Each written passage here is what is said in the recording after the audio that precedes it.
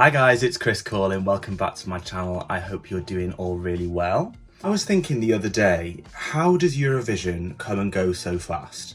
It's almost like 1 minute we are waiting for the build up, we can't wait for it to come by, and then the next thing, we've got a new Eurovision winner and we're already looking forward to the next edition of the contest. It's unbelievable. If we look at the timeline, we go sort of from between February and April. We've got the pre-party season where people start making predictions based on the live performances that we see, and as well as the bookies odds having a huge impact. And then next thing, we're diving into Eurovision week. It's exciting, it's crazy, it's party. Before we know it, it's the grand final and we're crowning a new Eurovision winner. And then all of a sudden, we're looking forward to the next edition of the contest. So much happened in Liverpool, so to refresh our memory, let's go back through the grand final results to see who did as well as we expected, who didn't do as well as we expected, and who completely surprised us.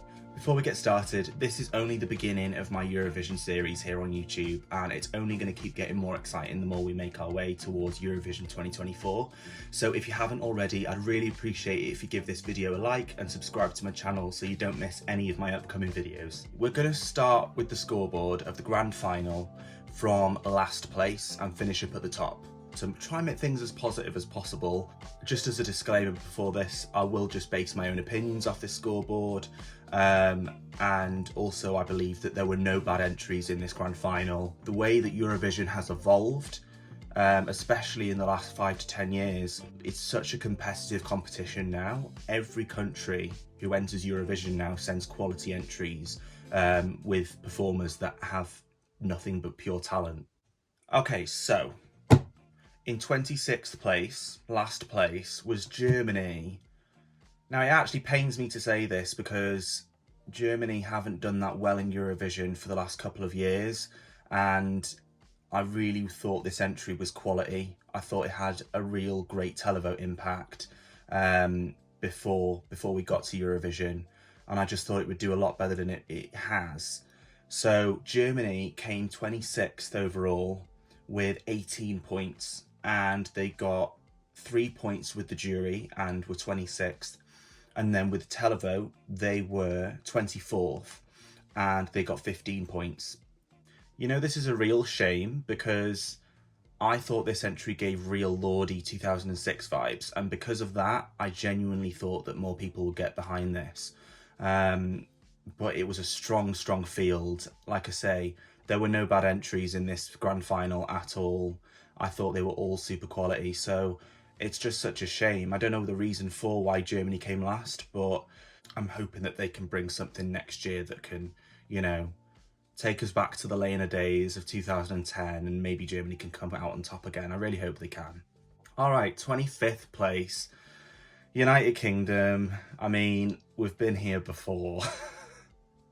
It's pretty sad considering we hosted it. So I think a lot of people were tuning in, especially in the United Kingdom. More people tuned into Eurovision as it was in the UK for the first time, so more people got behind Mae Muller as a result, and I think people really wanted her to do better than she did, but it is what it is, you know.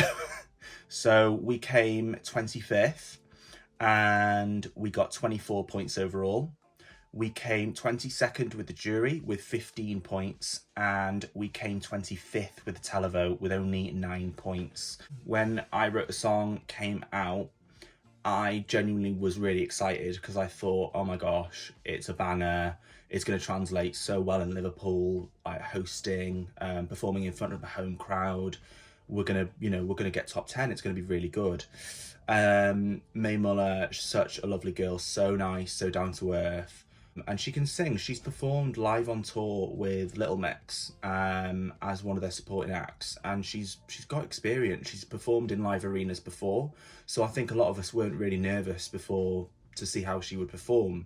It's like the live rehearsals. What kind of struck me is this song it's a happy song, it's a positive song. It's about forgetting that's about someone that did you wrong and then getting on with your life and living your best life. So I thought there would just be more colour from what Mae was wearing. That was the first thing from me. I just thought that although she looked amazing in the black, don't get me wrong, I just thought that this song needed something a bit more out there, a bit more glitzy, a bit more glamour, you know? Some people did talk about her voice not being on point and maybe a bit quiet with the backing vocals. It's a shame why this didn't do better than it was, because I thought it was a really good entry. It's still a great song. It's still, you know, it's still top of the charts. But I just don't think it translated on stage as well as it could have done. There's always next year, and we never know what the UK can do, so hopefully we can bring it out the bag again and pull another song right at one year. Okay, in 24th place, we had Serbia. So Serbia got 30 points overall, and they came 23rd with the jury with 14 points, and they came 21st with the televote with 16 points. This is another entry that there was like a buzz about before we got to see the rehearsals. People absolutely loved this song. I thought it would do a lot better with the televote. Not so much about the jury. So it's kind of like execution with the juries. If you do something difficult really, really well, you're going to get rewarded for it. Whereas for the televote, it's kind of, you know, a lot of people who watch Eurovision, especially in the UK, they only tune into the grand final. So that full list of countries that they're seeing that for the first time. So they're basically just judging it with fresh eyes. It was really visual, this stage performance, Luke Black. And I thought it would do a lot better than it did. With the jury, it wasn't as impactful vocally, I don't think. So I think that's where it lacked a little bit in the jury vote. But then for the televote, 21st, I thought it deserved to do so much better than that, you know?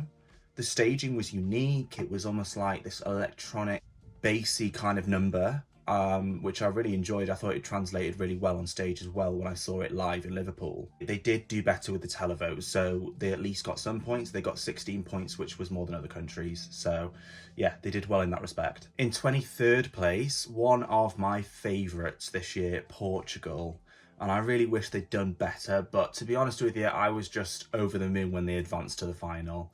So I love Mimi Cat so much, and when I first saw this song, like, I sort of wasn't surprised, because you can always count on Portugal to send quality cultural entries that stick to their heritage, and I really appreciate that and I respect that. Portugal got 59 points, they came 23rd, and they came 18th with the jury with 43 points, and they came 23rd with the televote, only 16 points. The highlight of the performance for me, I loved every part of Mimi Cat's performance. Every single part, I thought it was absolutely genius. The main part of that song was that final note. It was unbelievable. She hit it every single time she sang it, whether it was at the Eurovision Live final, whether it was at a rehearsal, or whether it was at the Lush Lounge when We Were Blogs were there. She literally, it doesn't matter where you put her, she will always hit that note, and I love that. The public didn't get behind this as much, with it being 23rd place, only 16 points. But like I say, you can always count on Portugal to send quality entries every year. And like I say, that's why we've seen them in the final an awful lot. I can't remember for how many the last years, but they've been in the last few grand finals over the last 2 years for sure. All right, in 22nd place, we had Albania. They got 76 points overall, and in the jury, they came 21st with 17 points. And wow, in the televote, they came 10th with 59 points. Wow. I love an ethnic bop. Okay, so the jury didn't get behind this as much. Not really sure why, because Albina's voice was absolutely stunning. Again, she hit it every time, and I thought the whole kind of family vocal harmonizing was just, I loved it so much. And also, I think this was one of the first countries that brought out the song in the Eurovision season. Let me know if I'm wrong in the comments, but I think it was. People were aware of this song for a while, and then during the pre-party season, I know they brought out a revamp, which kind of was a bit more folky, a bit more dancey, and I really liked that they did that. They came 10th with the televote. How amazing is that? Everyone kind of related to that, and enjoyed watching it, and not only one contestant having the joy of being on the Eurovision stage, but a whole family sharing that moment together. And I love that everyone got behind that. All right, in 21st place, a bit disappointed about this one, Slovenia, Joker out. So they only came 19th with the jury with 33 points, and then 16th with the televote with 45 points. I thought they would do so much better. Once again, there was such a buzz behind Slovenia before Eurovision. I kind of got, people in the UK might know there's a band called Two Door Cinema Club, and they gave me those kind of vibes. I really, really love like the chilled, laid back vibe. And yeah, I thought these guys had real like charisma on stage, and I know a lot of people just really wanted to get behind them. So I thought they'd do a lot better. I'm really glad they made it to the final in the first place. That was a joy. I think they got announced last in the semi-final, and I know everyone was on the edge of their seat, including myself. So I'm just glad that they got to the final. But 19th, I thought they would do a lot better than that. I think they did as much as they could do with the staging. Whoever is the costume designer for Slovenia needs a raise, because they looked absolutely amazing. Every single one of them, they looked stunning on stage. Okay, 20th place was Switzerland, Remo Ferrer with the song Water Gun. This was actually my biggest grower. So after I saw the rehearsals, it kind of just blew me away. I was not expecting the staging. We saw the first photos of the rehearsals and I thought, yeah, he looked great, but I thought that wasn't what I was expecting from the performance. I think I was expecting something a bit more, I don't know, a bit more graphic in terms of the lighting and maybe the LEDs in the background, but we didn't get that. It was kind of a very like dark performance, but then I think it is in the second chorus they had these almost like firework things that no other entry had in the contest, so very memorable, and these kind of like fireworks that like shot down at the stage and then they hit the bottom of the stage and then they just went in all different directions. I thought it was so cool, amazing to watch live as well. Switzerland came 20th with 92 points. They came 14th with the jury with 61 points, and they came 18th in the televote with 31 points. Okay, I'm glad they did better with the jury, because Remo Ferrer, he has got such vocal talent. His range, starting off the beginning of the song really low, and then the climax of the song, he's like hitting those high notes. It's just amazing. So I'm really glad that the jury got behind that and recognised it. For Remo Ferrer and Water Gun, I know this meant an awful lot to people, this song. I think so many people resonated with the lyrics to solidify that we are standing with Ukraine and we support them. Switzerland came 14th with the jury, so that's like middle of the board. They did pretty well. I thought more people might get this behind this televote wise. I thought it could have done a lot better, especially with the staging. It was one of my biggest growers, so I really thought it might do a bit better than it did. The overall 20th, I thought it deserved so much better than that, but like I say, another quality entry sent from Switzerland. Next, in 19th place, is Poland, Blanka with Solo. Poland came 24th with the jury with only 12 points, and she came 8th with the televote. Top 10, 81 points, wow.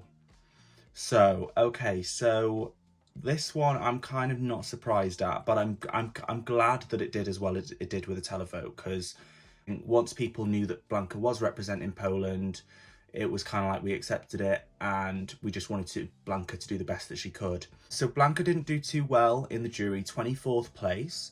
To be honest with you, I kind of expected this. Don't get me wrong, Solo, such a catchy song, so current and also, but not as vocally challenging. So I just think that that's why it didn't do as well with the jury. Televote wise though, did amazing. Top 10 she came.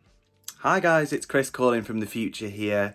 So my grand final results reaction video was so large that I've had to split it into 3 parts. So that was just part 1, part 2 will be on its way very soon. So make sure you click that subscribe button to make sure you don't miss part 2, which will be on its way very soon. Until then, see you next time guys, bye!